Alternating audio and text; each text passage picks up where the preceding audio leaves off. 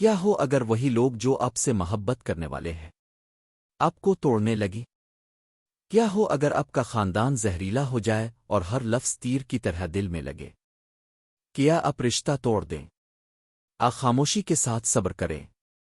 آئیے میں آپ کو ایک نوجوان کی کہانی سناتا ہوں جسے اپنے ہی گھر والوں نے دھوکا دیا، لیکن اس نے صبر دعا اور ایمان کے ساتھ مقابلہ کیا، اور آخر میں اسلام نے صرف اسے نہیں بچایا بلکہ اس کے پورے خاندان کو بدل دیا۔ آخر تک دیکھیں، یہ کہانی آپ کے صبر کو دیکھنے کا انداز بدل دے گی۔ مدھم روشنی والے کمرے کی خاموشی میں ایک نوجوان احسن چھت کو گھور رہا تھا۔ اس کا سینہ ایسا بھاری محسوس ہو رہا تھا جیسے کوئی پہاڑ اس پر رکھا ہو۔ اس کے خاندان والے اس کی تکلیف کی سب سے بڑی وجہ بن گئے تھے۔ روزانہ گھر میں جھگڑے کی گونج سنائی دیتی تھی، اجنبیوں سے نہیں بلکہ انہی سے جو خون کے رشتے سے جاڑی تھے۔ اس کے والد کے سخت الفاظ، ماں کی مسلسل شکایات اور بہن بھائیوں کی جلن نے اس کی سانسوں کی فضا کو زہر آلود بنا دیا تھا۔ وہ اکثر سوچتا، جو لوگ محبت کرنے والے ہونے چاہئیں وہی مجھے کیوں سب سے زیادہ تکلیف دیتے ہیں؟ احسن کو ایک رات یاد آئی جب اس کے والد نے سب کے سامنے اسے زیادہ تنخواہ والی نوکری نہ ملنے پر ڈانٹا۔ تم بیکار ہو، اس کے والد نے جھڑکا، کیا تم مرد ہو جو اپنے کزنز کی طرح کما بھی نہیں سکتے؟ ان الفاظ کا زخم خنجر سے بھی زیادہ گہرا تھا۔ اس نے خاموش رہنے کی کوشش کی، لیکن ماں کے افسوس بھرے سانسوں نے اس کے دل کو مزید زخمی کر دیا۔ بہن بھائی مسکرا رہے تھے جیسے اس کی رسوائی سے خوش ہوں۔ وہ رات کے اندھیرے میں نکل گیا، آنکھوں میں آنسو جل رہے تھے۔ ایک خیال آیا، اگر میں سب کے لیے بوجھ ہوں تو میرا وجود ہی کیوں ہے؟ وہ ایک سنسان درخت کے نیچے بینچ پر جا بیٹھا، دل میں کہیں دور بھاگ جانے کی کشمکش کے ساتھ۔ مگر جیسے ہی ٹھنڈی ہوا نے اس کا چہرہ چھوا، دل کو قرآن کی ایک آیت یاد آ گئی، اور ہم نے انسان پر والدین کی خدمت کو لازم کیا ہے، لیکن اگر وہ تم پر زور ڈالیں کہ میرے ساتھ اس چیز کو شریک کرو جس کی تمہیں کوئی خبر نہیں، تو ان کی بات نہ مانو۔ تم سب کو میری ہی طرف پلٹنا ہے، اور میں تمہیں بتاؤں گا جو کچھ تم کرتے تھے۔ العنکبوت 8۔ اسے سمجھ آیا کہ اللہ تعالیٰ نے رشتوں کی پیچیدگی کو تسلیم کیا ہے۔ والدین کا ادب لازم ہے، مگر اطاعت کی ایک حد ہے۔ دل نے سرگوشی کی، شاید اللہ مجھے اس زہریلے ماحول سے آزما رہا ہے، شاید یہی صبر میرا جنت کا راستہ ہے۔ اگلی صبح احسن نے اپنا رویہ بدلنے کا فیصلہ کیا۔ غصے مایوسی سے جواب دینے کے بجائے اس نے اسلامی اصول اپنائے۔ وہ فجر کے لیے اٹھا اور کانپتے ہاتھوں کو اللہ کے حضور بلند کیا، اللہ مجھے اپنے گھر والوں کا سامنا حکمت سے کرنے کی طاقت دے، میرے دل کو نفرت سے محفوظ رکھ، مجھے صبر عطا فرما اور مجھے اپنی رضا کی طرف راہ دکھا۔ آہستہ آہستہ اس نے چپ رہنے کی مشق کی۔ جب والد اس کا مذاق اڑاتے تو وہ نظریں جھکا کر کہتا، اعوذ باللہ من الشیطان الرجیم۔ جب ماں شکایت کرتی تو وہ بہانے کے بجائے نرمی سے جواب دیتا۔ بہن بھائیوں کی جلن کا علاج وہ رات کی دعاؤں سے کرتا۔ جب بھی وہ اسے تکلیف دیتے وہ سرگوشی کرتا، اے اللہ انہیں معاف فرما، یہ نہیں جانتے کہ ان کے الفاظ کا وزن کتنا ہے۔ مگر صبر آسان نہ تھا۔ ایک دن اس کا بھائی کمرے میں گھس آیا اور اس پر طنز کیا کہ وہ بہت زیادہ نماز پڑھتا ہے، نماز سے جیب نہیں بھرتی احسن، اس نے تمسخر کیا۔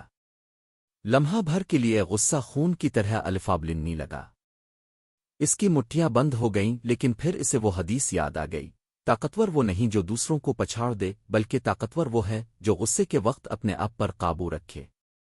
صحیح بخاری صحیح مسلم۔ احسن نے گہری سانس لی اور کہا، شاید نماز میری جیب نہ بھرے مگر یہ میرے دل کو سکون دیتی ہے، ایسا سکون جو پیسوں سے نہیں خریدا جا سکتا۔ بھائی ہنس دیا، مگر احسن کے دل میں فتح کا احساس ہوا۔ اس نے شیطان اور اپنے نفس پر ایک جنگ جیت لی تھی۔ وقت گزرتا گیا اور احسن نے صبر کی یہ خاموش جدوجہد جاری رکھی۔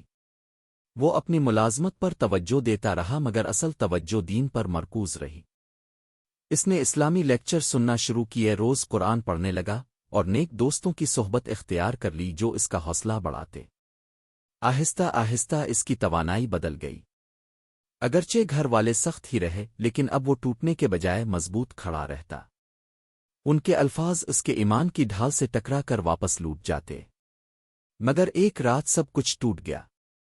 اس کے والد نے الزام لگایا کہ اس نے گھر سے پیسے چرائے ہیں۔ احسن کانپ اٹھا، بے گناہی کی دہائی دی، لیکن کسی نے یقین نہ کیا۔ حتیٰ کہ ماں نے کہا، شاید تم نے مجبوری میں کیا ہو۔ اس کا دل ٹوٹ گیا۔ پہلی بار اسے لگا کہ خون کا رشتہ بھی اسے چھوڑ گیا ہے۔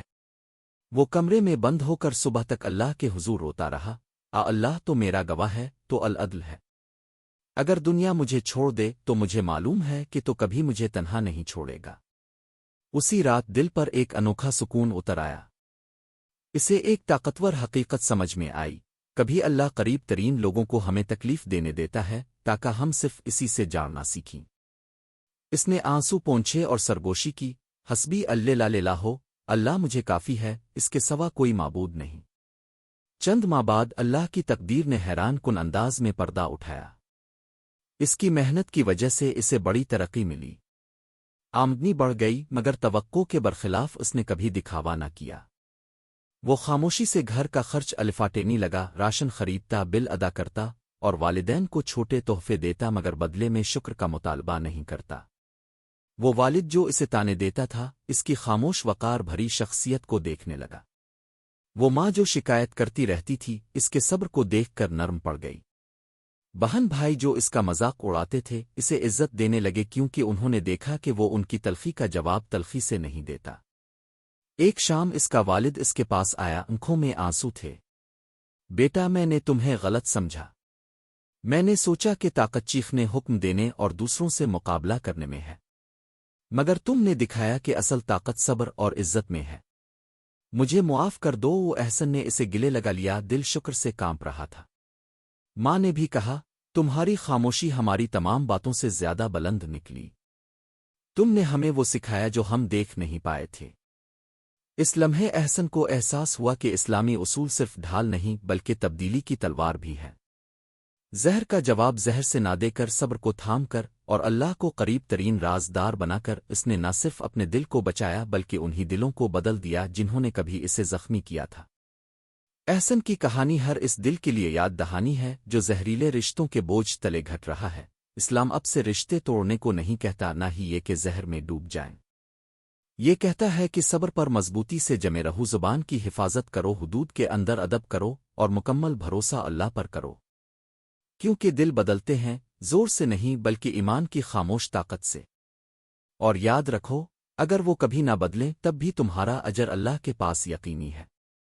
بھائیوں اور بہنوں، زہریلے خاندان کی آزمائش حقیقت ہے، لیکن اسلام ہمیں یہ حکمت دیتا ہے کہ ہم اس سے بلند ہو جائیں۔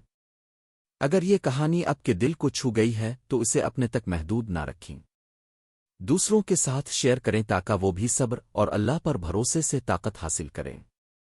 ہمارے چینل دین ان منٹ کو سبسکرائب کریں مزید طاقتور اسلامی کہانیوں کے لیے جو دلوں کو شفا دیتی ہیں، حوصلہ بخشتی ہیں اور روح کو جگاتی ہے۔ یاد رکھیں، کبھی کبھار آپ کا صبر کے ساتھ سکوت ان کی چیخ و پکار سے زیادہ بلند ہوتا ہے۔ اللہ ہم سب کو ہدایت دے۔